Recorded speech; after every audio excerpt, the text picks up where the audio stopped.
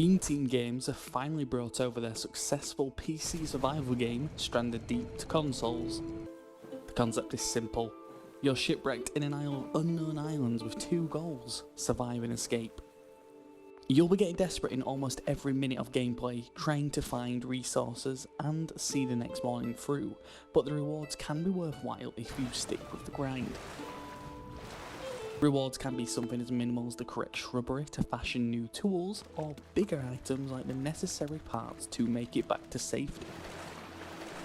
Fans of films like Castaway, Alive and the obvious TV titan Lost should be won over with the game's ability to induce threat of quickly depleting resources, health and ideas to keep surviving. Stranded Deep encourages a methodical way of defeating your obstacles, be that crafting some of the logical aids like bandages or weapons, or more unorthodox means through exploration on the procedurally generated terrain and the ocean depths. Taking a more submersive approach will lead to encounters with unwanted foes such as sharks and whales, and maybe things that are more mythical. They aren't your only enemy, however.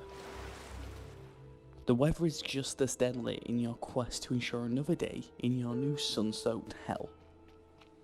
The absence of rain can make the growth of plants just as challenging as the effects of overexposure to increased heat. Every mechanic is working hand in hand to try and end your survival, however it can at any one time.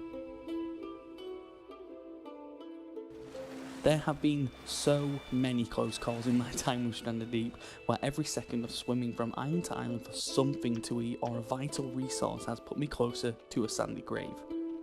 This can be an unforgiving experience if you don't keep on top of your stats and inventory, even more so if you choose the permadeath game setting upon starting your game. If that wasn't enough, hunger, sunburn, hydration and even poison can cause illness or even death in the worst case scenario. There are some ways to ease your island terror. Crafting your own islands with a restriction of resources can be a quick fix to solve your issues, whilst disabling underwater enemies can be useful in times of traversal frustration.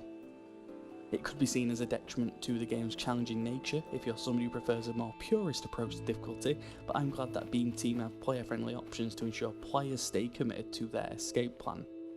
The game absolutely shines when it comes to its core feature of crafting. The list of craftables is dense, packed with a plethora of subcategories. It can be a little tiresome, however, trying to find the right placement that the game will allow for your objects of choice, but this hurdle is minor in the grand scheme of the experience. I would recommend crafting the tool belt and its expansions early on in the game if you can, as you'll be switching between multiple items at any one time.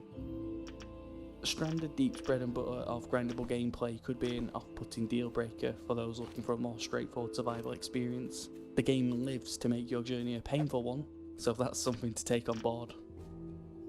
Stranded Deep is a glowing example of an independent game utilising every resource that its team can breathe into it. Whilst it may be operating with old parts, the constant idea of challenge is presented with an addictive gameplay model ripe for patience and the persistence of an iron will.